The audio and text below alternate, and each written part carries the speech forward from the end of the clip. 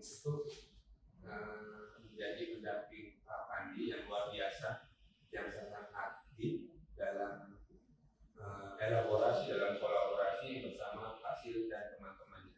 Di sini susunannya Pak Pandi pengantar tujuan diskusi, yang kedua merumuskan kalimat rumpang dan melihat visi Pak Pandi, yang ketiga mengidentifikasi perilaku mencerminkan visi sekolah, visi Pak Pandi, dan mendiskusikan inisiatif perubahan yang dapat dilakukan di sekolah ini.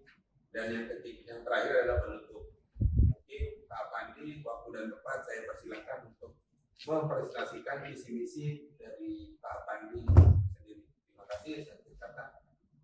Baik. Terima kasih Pak. Profi saya. Mohon izin. Assalamualaikum warahmatullahi wabarakatuh. Alhamdulillah. Alamin. Wassalatu wassalamu ala Rasulillah.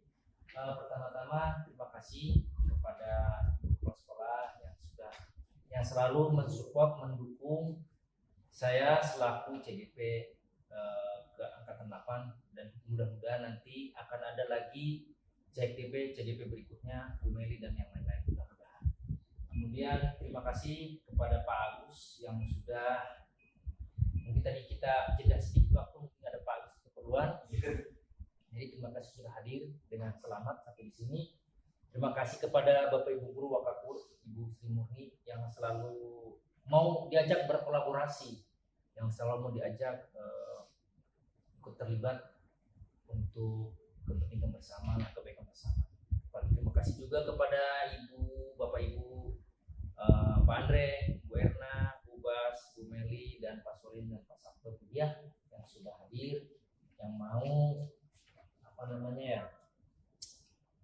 terlibat ikut berkolaborasi, sehingga saya terdukung penuh dalam kegiatan CGP ini.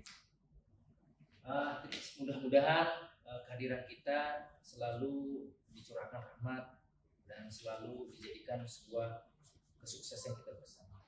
Waktu sekarang nggak apa-apa, ikut aja temennya aja.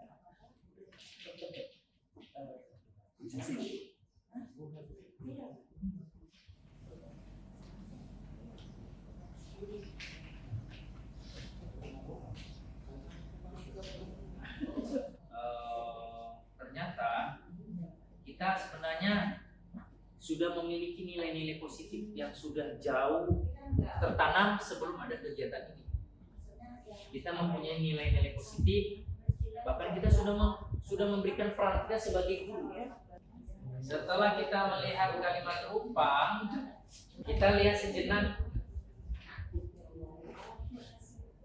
almarhum Bapak Presiden Insinyur Soekarno. Saya bilang Bapak almarhum ya.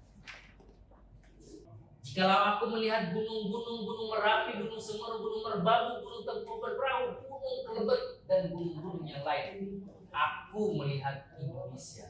Jikalau aku mendengarkan lagu-lagu yang merdu dari Batak, bukan lagi lagu Batak yang aku dengarkan, aku mendengarkan Indonesia. Jikalau aku mendengarkan Pungkur Palaran, bukan lagi Pangkur Palaran yang aku dengarkan, aku mendengar Indonesia. Jikalau aku melihat wajah anak-anak di desa-desa dengan mata yang bersinar-bersinar, Pak, merdeka, Pak, merdeka, Pak, merdeka. Aku bukan lagi melihat mata manusia, aku melihat Indonesia. Jadi Bapak Insinyur Soekarno ini, dia seakan-akan punya cita-cita besar, menyatukan Indonesia, menyatukan gunung, menyatukan sawah, menyatukan padi, menyatukan penduduknya, menyatukan keragamannya. Enggak melihat lagi perbedaan, tapi melihat Indonesianya. Ini cita-cita besar. Maka kita juga punya cita-cita. Maka cita-cita itu adalah visi besar yang kita harapkan kepada sekolah kita, kepada peserta didik kita. Maka visi itu adalah tujuan perubahan dasar yang dilakukan secara terus-menerus, konsisten. Nah, visi sebaiknya dapat menyesuaikan keberpihakan kepada murid. Keberpihakan itu apa sih? 5 dasar kebutuhannya, yaitu dia butuh kasih sayang dan rasa diterima, love and belong. Kemudian dia butuh rasa kekuasaan. Kekuasaan itu kemandirian, dipercaya penuh. Dia diperlakukan bahwa dia itu mampu, jangan dibilang nggak mampu. Kemudian ingin bertahan hidup, survival, fisiologisnya, bahwa ketika anak lapar, ketika anak capek, ketika anak dan sebagainya, kalau itu tidak terpenuhi, maka dia akan belajarnya itu akan susah. Kemudian ada lagi namanya 5 dasar kebutuhan lainnya, yaitu kebebasan memilih. Dia ingin memilih untuk kemantapan dirinya, bukan kita yang menginginkan dia menjadi. Bukan we are to be in you gitu istilahnya, bahasa Inggris saja ya. Tapi bagaimana kita menuntun agar dia dapat menggali potensinya, agar dia dapat tahu bahwa dia mempunyai kodrat alam dan zaman. Kodrat alam itu apa? Kodrat alam adalah ketika dia punya sukunya seperti itu, maka cara dia seperti itu. Ketika dia punya keyakinan seperti itu, maka cara seperti itu. Kemudian zamannya apa? Zaman kita akan berbeda dengan zaman mereka. Zaman mereka pastinya akan terus ke depan, sedangkan kita zaman yang sudah dilalui.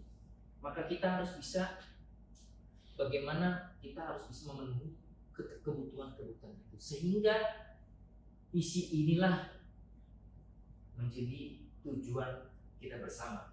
Kemudian keberpihakan karena kebutuhan dasarnya itu dapat diwujudkan dengan profil pelajar Pancasila, karena ini merupakan nilai-nilai kebajikan universal. Semua agama, semua budaya, semua suku beriman, takwa, berkebinekaan global, bergotong royong, kreatif, mendarah kritis, dan mandiri.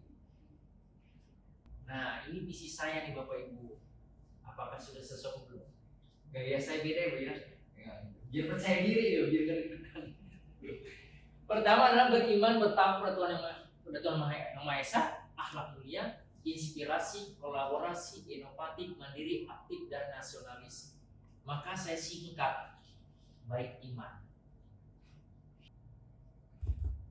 Visi SMK Negeri 2 adalah menjadi SMK pusat keunggulan yang menghasilkan sumber daya manusia unggul serta memiliki daya saing tinggi di era global serta berwawasan lingkungan yang berlandaskan iman dan takwa dalam rangka mewujudkan profil pelajar Pancasila. Karena isi kita sudah ada profil pelajar Pancasila, ini sudah, saya kira sudah terwakilkan ya Bapak Ibu ya, dari yang punya saya baik iman. Berarti sudah sesuai dan tidak merubah saya. Nah, prakasa perubahan apa yang telah kita lakukan selama ini di sekolah? Lagi sibuk. Nah, ini pembiasaan yang di awal, kecil-kecilan dulu, kecil kan. Kemudian lalu sudah pembiasaan, mulai tahap perkembangan.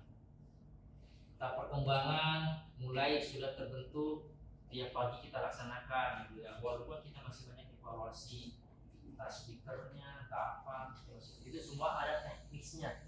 Sebenarnya pembiasaan itu kalau kita ulang-ulang akan tertanam. Nanti ada teori namanya teori Diani-Gleiser namanya, bahwa namanya ada stimulus dan respon.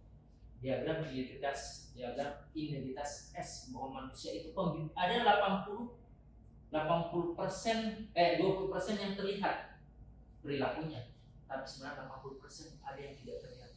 Maka yang tidak terlihat itu adalah pembiasaan yang selalu diulang-ulang menjadi karakter. Kemudian berpidato. Kemudian anak berani manajemen sekolah, masjid yang kecil-kecil saja, ngatur kegiatan ini. Semua ini tidak bisa berjalan tanpa Bapak Ibu, tanpa kita semua. Kita hanya bisa menuntun potensi mereka yang tidak tergali. Ketika anak malu-malu, tapi ketika dia tampil, kayak saya misalnya malu-malu, ketika tampil ternyata bisa, mulai rasa percaya diri mereka tumbuh di situ. Itulah dari filosofi Ki Hajar Dewantara menuntun kodrat anak. Kemudian anak sudah digital siap, artinya mereka sudah bisa bermain di medsos dengan hal-hal yang positif. Kemudian yang tahfiz kita sudah mulai ya, kita baru mulai. Mudah-mudahan akan terlaksana, akan selalu konsisten. Kalau ada perubahan, itulah dinamikanya. Karena apa? Di situ terlibat namanya kodrat zaman. Bapak Ibu, terima kasih atas kolaborasinya. Kalau seandainya ada yang kurang-kurang, mungkin karena sampai 2:30.